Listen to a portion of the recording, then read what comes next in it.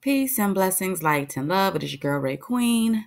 Welcome to the Secret for Sisters 7-week Kemetic Chakra series. And today we are getting to the nitty gritty of the heart chakra.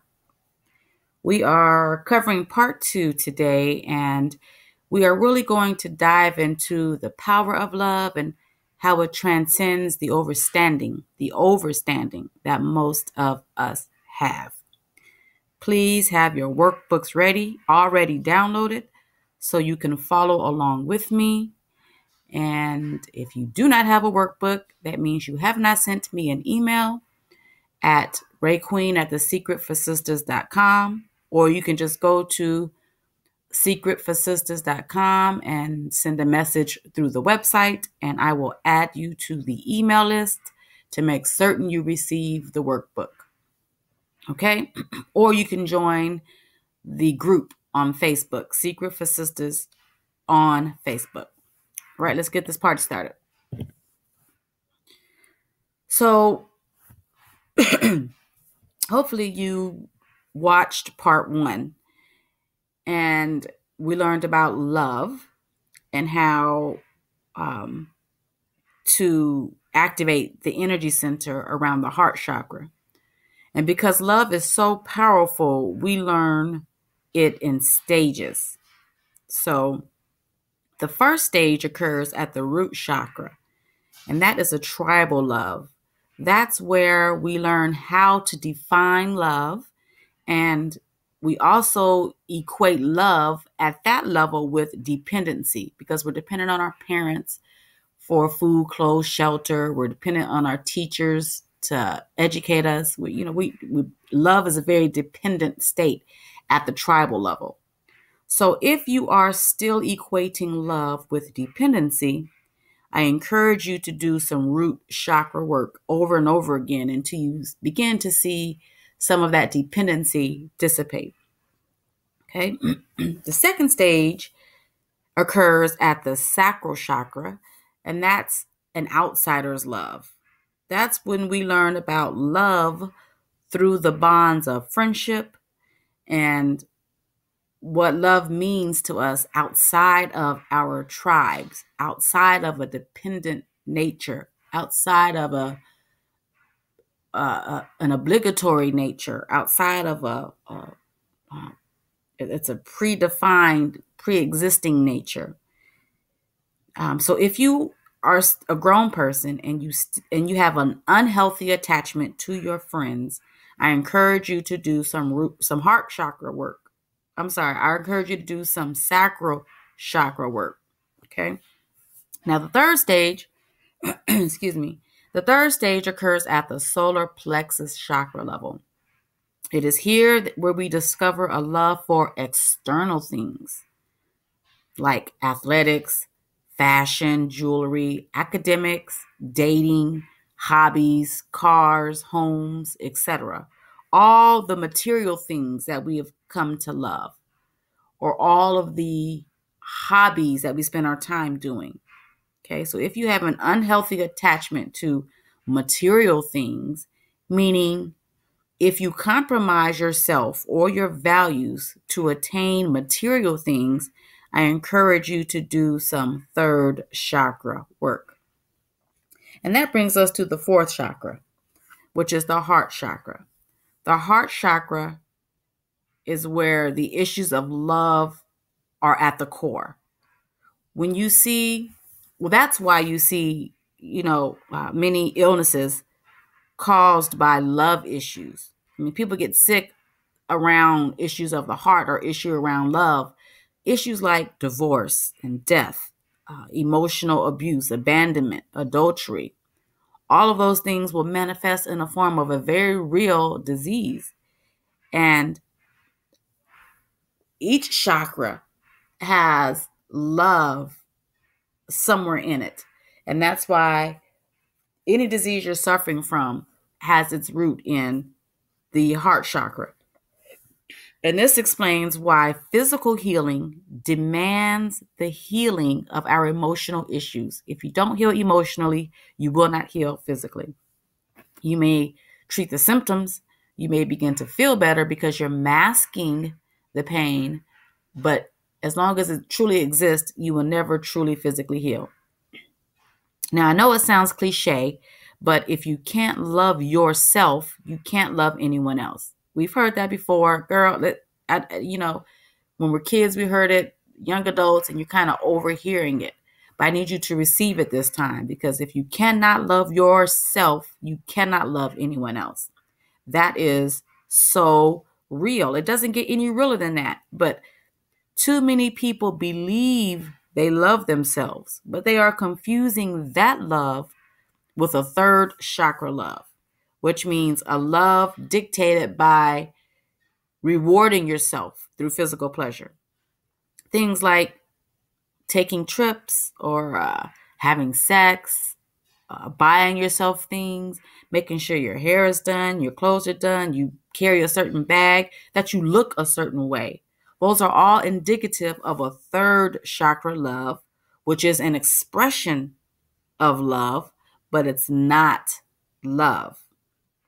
A fourth chakra love is a spiritual challenge that requires listening to your own heart and listening to your own intuition and listening to spiritual instructions. If you're not listening to you, even if it goes against popular opinion, if you're going against the grain, if your family's not rocking with you, then you're not operating from a heart chakra love. You have to be genuine and authentic to you. And that might look different from day to day. That might change from year to year. And that's okay, as long as you're being true to you. Now, we each have a wounded child that lives inside of us that houses emotional patterns of our youth. It houses patterns of painful memories and negative attitudes and dysfunctional self-images. We unknowingly carry this wounded child inside of us into adulthood. We don't even know that this wounded child still lives in us. And it manifests itself in adulthood, but we don't recognize it because fear of abandonment as a child manifests itself as jealousy when we become adults. Sexual abuse as a child manifests itself as unhealthy sexuality in adulthood if we don't treat it. Negative self-image manifests as addiction or obesity or anorexia. I mean, you get my point, right? In my case, my father was in and out of my life, and I was disappointed by my father so many times as a child that as an adult, it manifested as the inability to be in a solid, intimate relationship. I would always abandon the relationship. I would end the relationship before that person had the chance to disappoint me. I was protecting myself from being disappointed by any other man. I had to look deep and do some real work to heal from that disappointment, from the disappointment I experienced as a child, from the disappointment my father, the disappointment that my father placed upon me, because he never did what he said he would do. He was never there when he said he would be. And so I was still acting out as a wounded child, as a full grown adult. And that damaged some really good relationships. So as long as we think like a wounded child, we will, or as long as we allow that wounded child to live within us, we will always love conditionally. We will place conditions on our love, and we will always operate with the fear of loss. We're afraid of losing something. And so we operate from a place of fear instead of a place of love. And fear and love cannot occupy the same space. So when we begin to operate from a heart chakra love, we move from defining our happiness based on everyone else and start defining our happiness based on us. You'll no longer say, I can't quit my job because my husband won't keep a job. You'll no longer say, I can't go back to school because my teenage children won't like it. You will find a way. Understand this. You will find a way to take care of your responsibilities and loving yourself. And I remember when my son was very young, he was about 5 or 6 years old. Now he's 22. But back then, Girlfriends first came on television, the TV show Girlfriends. And shortly after that, the game came on. And my Monday night ritual included watching Girlfriends, doing my manicure and my pedicure, and drinking some wine. That's the day I chose because that's the show I love to watch and I wasn't going to miss it. My son knew at 6 years old that dinner was probably not an option that day. Like, we're having sandwiches, we're having something very simple. He knew at 5 and 6 years old not to knock on my door, not to bother me, leave me alone. And for that 1 hour, it was just 1 hour every Monday night that I demanded for me. That was kind of my rejuvenate. That was my me time. That was my time to connect with women on television who looked like I did, because that wasn't happening much at that time. That was my time to polish my nails and my fingernails and feel like a woman and feel pretty. That was my time to drink wine. That was just my me time. And I demanded that. So you can't tell me that your kids won't understand what you need, what you require, even at young ages. Okay? So what you have to do is start asking the question, what about me? I take care of you all the rest of the time. Most of my life is centered around loved ones and children and husbands and wives and whatever. What about me? That's the question you will start asking yourself when you work with the heart chakra. You start asking yourself questions like, what do I like? What do I want? What do I love? What makes me happy? What do I need? Why do I do the things that I do? And it won't surprise you that many people who work on their fourth chakra experience divorce, because many, many people enter marriages at the expense of themselves. And once they open that fourth chakra, that is no longer an option. Either your partner rides the wave or they don't. But more often than not, they don't, because they enter this relationship under a different understanding. Now, I'm not encouraging divorce at all. I'm just sharing what I know to be true. If you enter the relationship with a closed heart chakra, once you open it, there will probably be some changes in your intimate relationships. The fourth chakra is slowly making its way into modern medical science, right? Medicine in the West has typically only been attributed to genetics and to germs and to viruses and bacteria and environmental pollutants.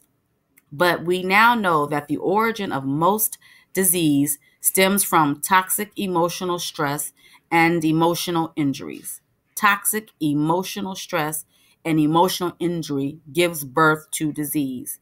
So it is vitally important to address our wounds, to do the work, to go to therapy, participate in chakra healing courses just like this one, and to journal. Right. Be very careful not to market your wounds. Okay. Now, this is important because once we start doing the work around our wounds, we start marketing them. Too many people think that they are healing their hurts when in fact they are marketing them.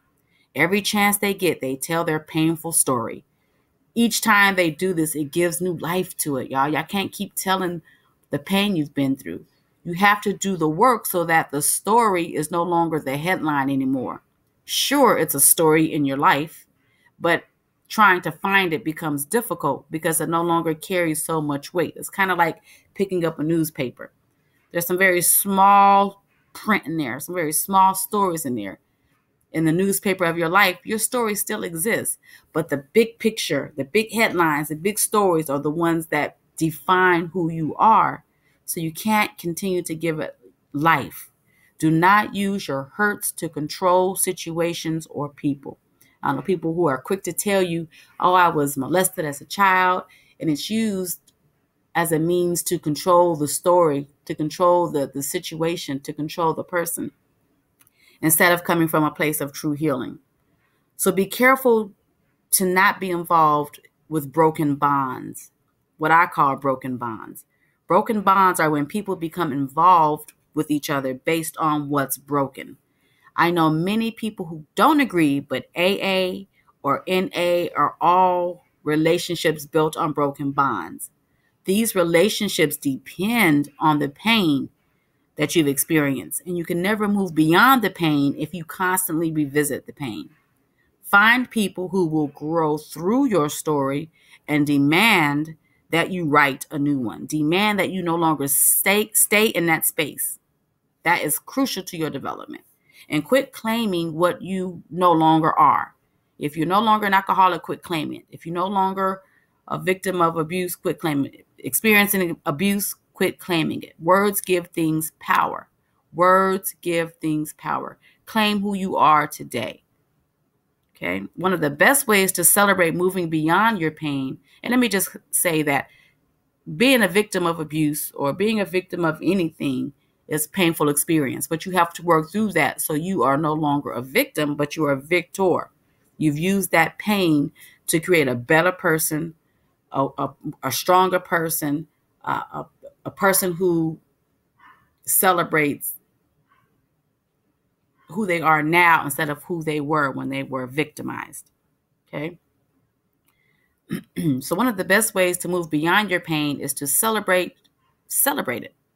Throw a little party or toast yourself or go to happy hour, but make it a big deal. Celebrate and then move on. Leave your pain where it belongs, in the past. I mean, nobody continues to celebrate last year's birthday, do you? No. You're looking forward to celebrating next year's birthday and the growth that has happened in that year span. Everything in our lives is fueled by the heart. We will have experiences that will break our hearts. The question is, what will you do with that pain? Will you give it authority to live rent-free in your heart, or will you cash it in for the next best thing? If you allow it to reside in you, then you're not creating the space for self-love. And self-love is non-negotiable. Nothing else exists without self-love. Without self-love, all you will continually build will continually crumble. Love is indeed power. So this week, I want to make sure you journal. There are some additional journaling exercises included in this week's workbook. Do some self-reflection. Did I say anything in this week that triggered you, where you know you might need to spend some time and address that? Go deep. Wear green, burn green candles. Make sure you surround yourself with the scents that resonate with the heart chakra. Do your heart chakra rituals, your prayers, your meditations, whatever it is. Smoke your chakra cigarettes like I do, which, by the way, are 100% natural, tobacco-free, chemical-free, CBD-free, THC-free. They're just herbs grown from the earth that resonate with the heart chakra. And, of course, there are chakra cigarettes for each chakra, but this week I'm doing heart chakra. And next week, we're going to talk about the throat chakra and communication. Okay. Visit the website at secretforsisters.com if you need any information, questions, or concerns. Peace and blessings, light and love.